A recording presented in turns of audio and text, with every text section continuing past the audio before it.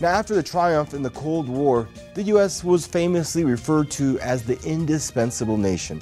But over the past decades, America's so-called indispensability has seriously been called into question. Failed and costly military campaigns that have been labeled as disasters and fiascos, lingering problems at home to the point that many Americans are now predicting another civil war, and rising rivals on the world stage are among main reasons cited as evidence that the U.S. is a superpower in decline.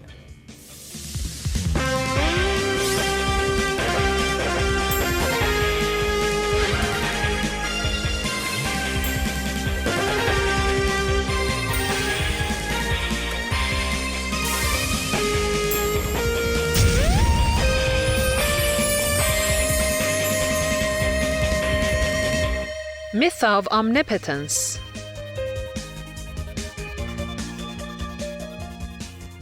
Hello, everyone, and welcome to We the People. I'm your host, Daniel Arya. Now, former U.S. Secretary of State Madeleine Albright once said, "If we have to use force, it is because we are America. We are the indispensable nation. We stand tall and we see further than other countries into the future, and we see the danger here to us all." Now, if you look up the word indispensable in Webster's dictionary, it is defined as absolutely necessary. So she believes, and still some people do, that America is absolutely necessary. It is standing tall, as she said. But the real question is, does America really stand tall today? Is it absolutely necessary? And to discuss that question, we are pleased to have our two guests on our show, Abayomi Azikiwe, editor of Pan-African Newswire, joining us from Detroit, Michigan, and Sarah Flounders, co-director at the International Action Center, joining us from New York. Stay tuned.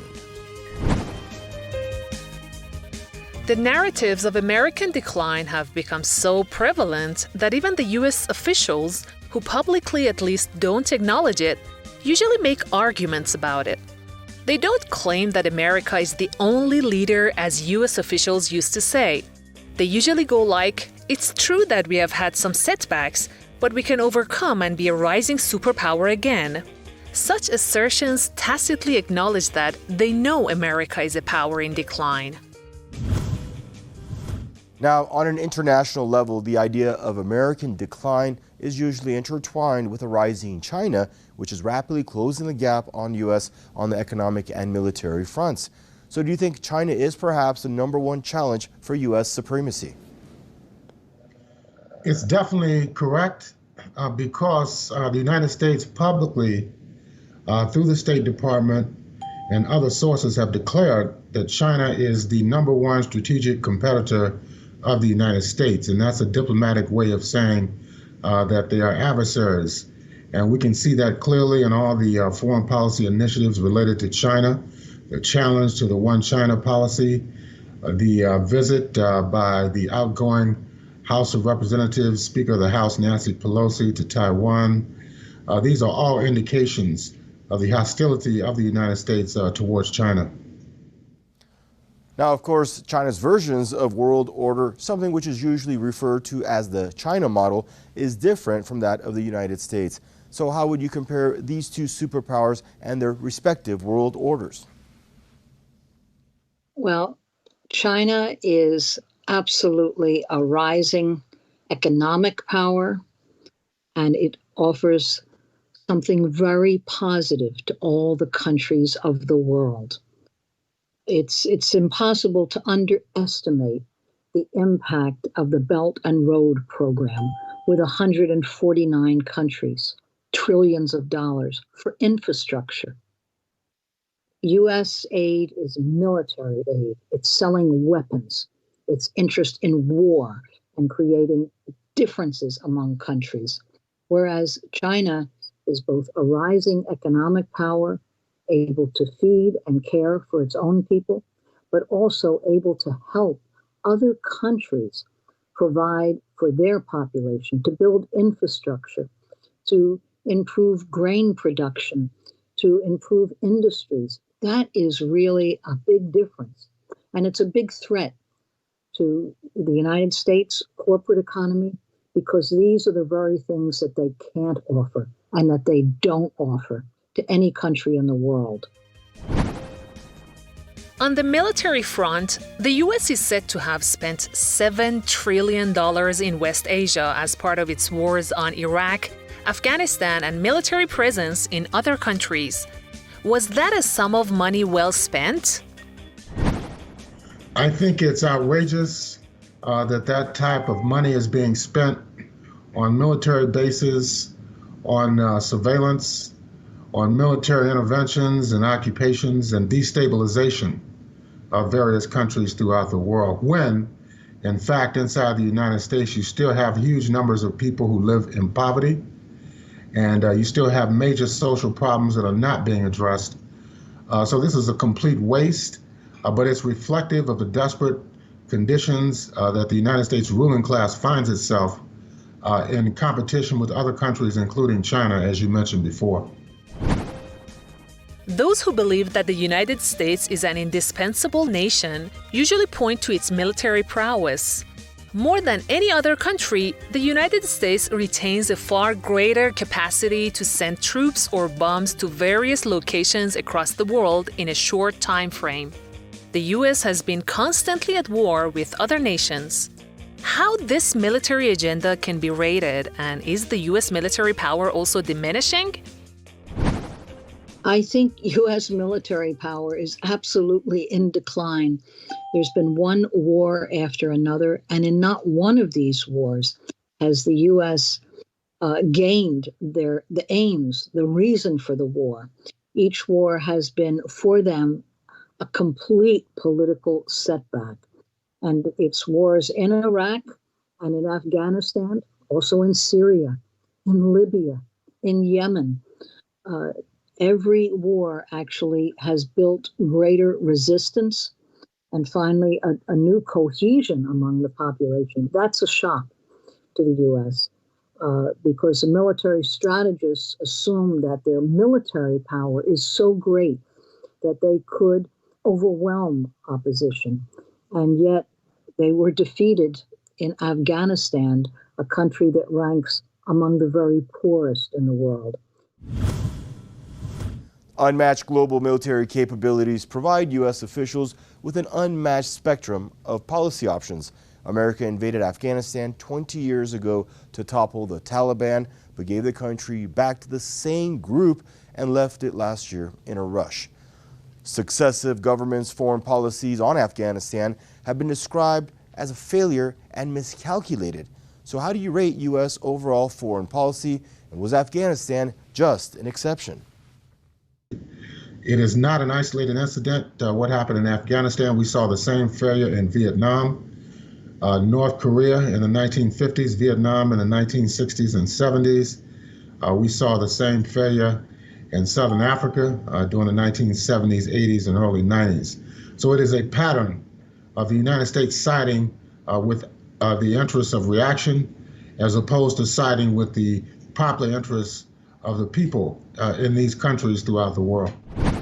They literally left Afghanistan in complete defeat. The government they spent 20 years creating collapsed. The bases were of no use to them. So this is something that people around the world are watching. They have failed to secure their domination in the region. Afghanistan was to be their crucial link in Central Asia, just as Iraq and then Syria was to give them control. In West Asia, it did not succeed. Libya, they completely ruined a country that was the richest country of Africa, and yet they did not secure a stable and new base. Even in Libya, they brought complete ruin to the country, but they didn't secure their military and political objective. The United States has committed almost $60 billion in military aid to Ukraine. That dwarfs any other U.S. foreign military assistance in 1 year since the Vietnam War. Washington says the aid is necessary to help Ukraine keep fighting, but many have said it only prolongs the war. Well, they have, in fact, indicated that they are running out of ammunition and spare parts. A lot of the weapons that have been sent to assist the Ukrainian government in their fight against the Russian Federation have been sold in the informal economy. At least one leader in Africa has reported that weapons that have been sent to Ukraine have wound up in the hands of extremists and criminals in his country. So this is a desperate attempt by the United States to stave off a further military defeat. But I do not believe that the U.S. will prevail in Ukraine because the people in this country will not listen to the continuing lies from the Biden administration and eventually will turn against Biden's policy in Eastern Europe. On the domestic front, widespread violence, mass food insecurity, a chronic homelessness headache, drug problems, and increasing hostilities in domestic politics. So many things bad with America. Francis Fukuyama says the United States' political decay has continued at a startling pace, and the system is still too rigid to reform itself. Yes, a clear indication of this is the failure to reform the security apparatus of the United States. As we remember, just 2.5 years ago, there were literally millions of people demonstrating throughout the United States and the world in response to the death at the hands of the police of George Floyd in Minneapolis. And since that time period, there's been stiff resistance to reform inside the police department. In fact, they've thrown more money at law enforcement over the last 2.5 years as opposed to trying to address underlying social conditions. And I think this is also true in regard to the economy. The United States working class and people who live in poverty are being destroyed right now as a result of inflation. And instead of imposing price controls and other social welfare measures, the president is only allowing the Federal Reserve Bank to raise interest rates, which is causing more unemployment and more economic hardships. Could the U.S. tackle the underlying problems of its political system by launching some reforms? Is there any change in that regard in the foreseeable future? Now, I have no idea what reform of this system would mean, because the U.S. empire is built from its very founding on the slave trade, African slaves, on the genocide of the indigenous population of the U.S. It was always, it's not that it ever had a perfect day. It did not. And so I don't know what reforming it would mean. It needs a drastic change in its entire direction. And any of the political forces in office at this time is incapable of making that change.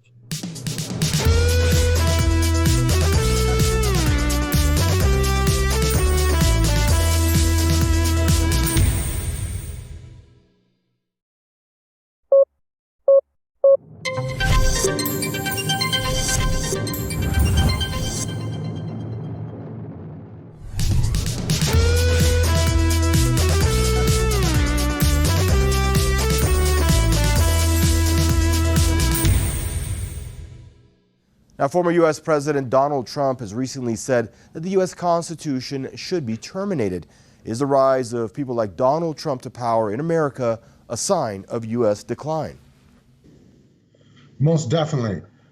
His election in 2016 was clearly a representation of the decline of the United States. The fact that he even became the nominee in 2016, someone who had no political experience, who had never held office previously, who was clearly found very offensive by millions, tens of millions of people inside the United States.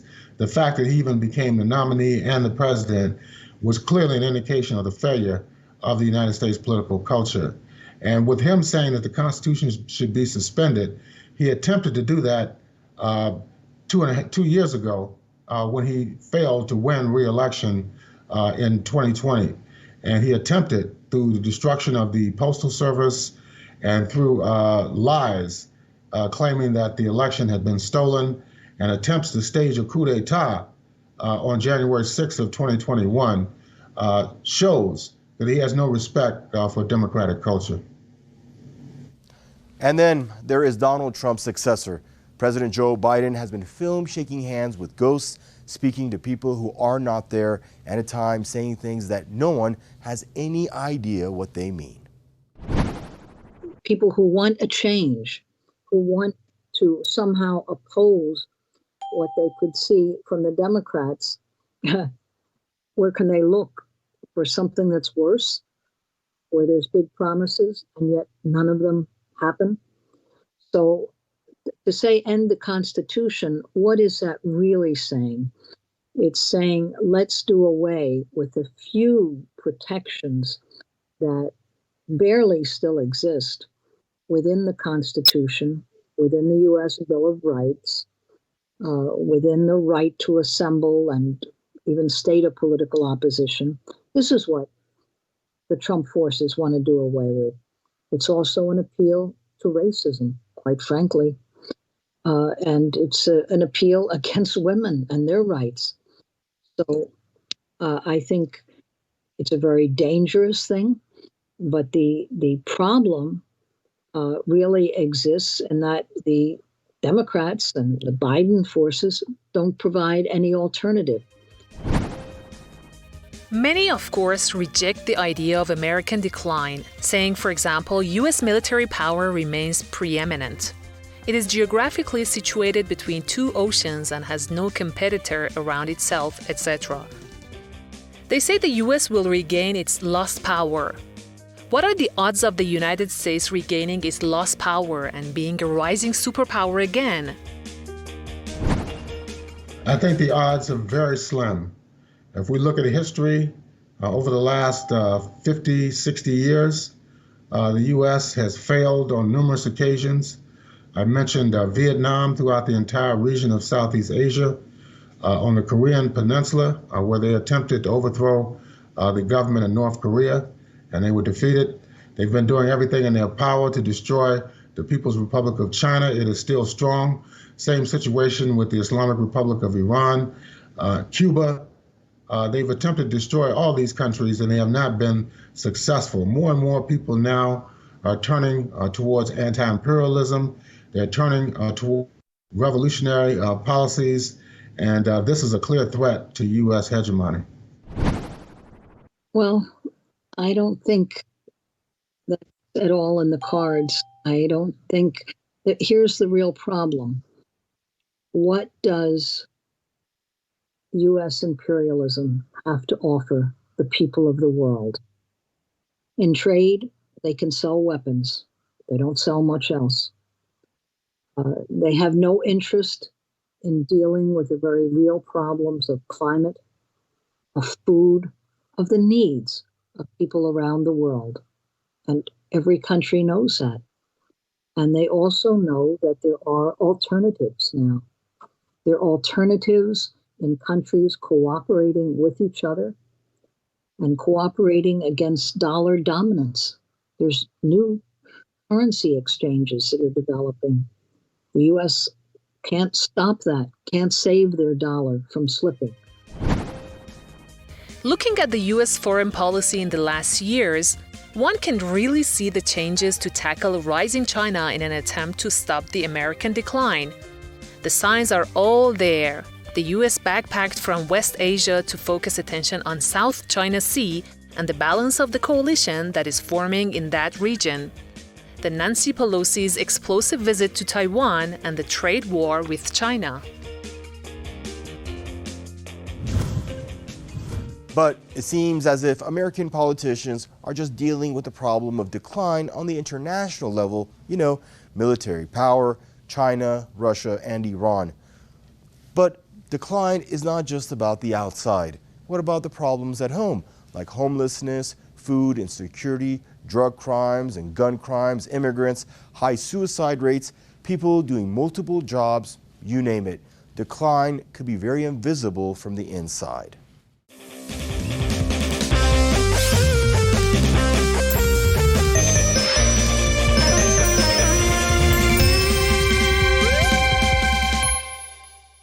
And now let's see what Abbas Montagim has prepared for us this week.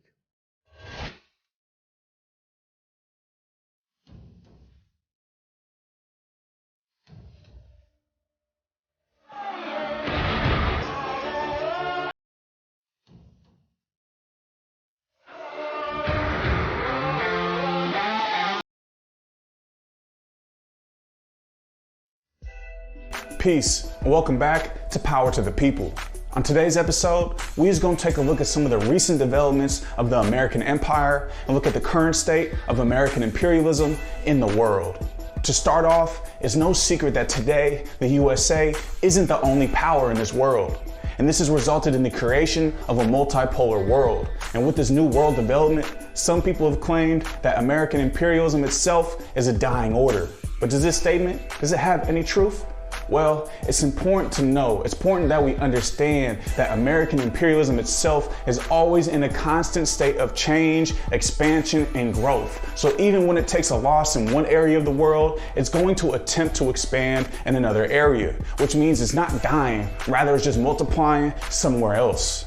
American imperialism, it's like an octopus. You cut off one tentacle and another one is gonna grow. And an example of this is how the USA, they left Afghanistan after decades of a genocidal war and then immediately began this proxy war against Russia and the conflict in Ukraine, in which the USA has supported Ukraine by sending billions upon billions of dollars in military support and aid. This has allowed American corporations in the weapons and oil industry to make billions in profits, because that's what American war is for. It's for money and to loot the natural resources of the world.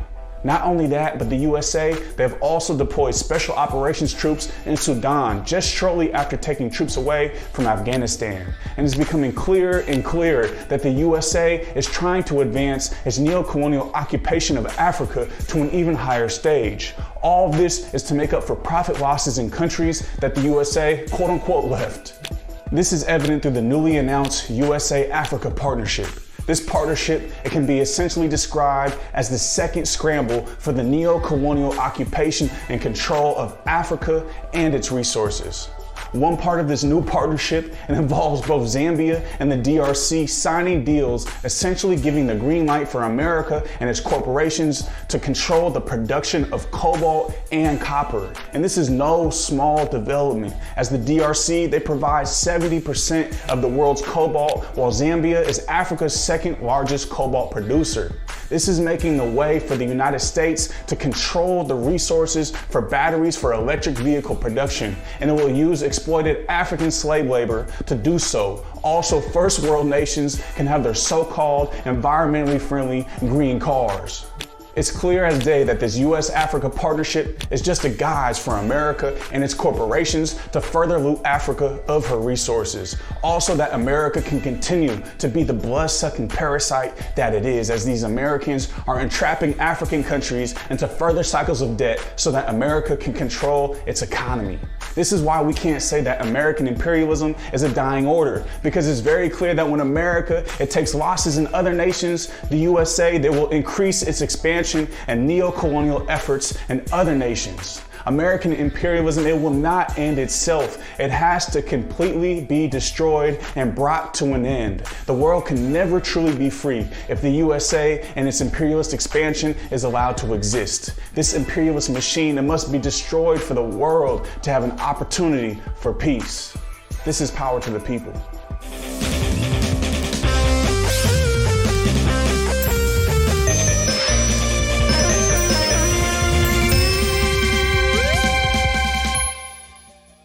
Well, that was our show, everyone. Thank you for joining us. I'm your host, Daniel Arya.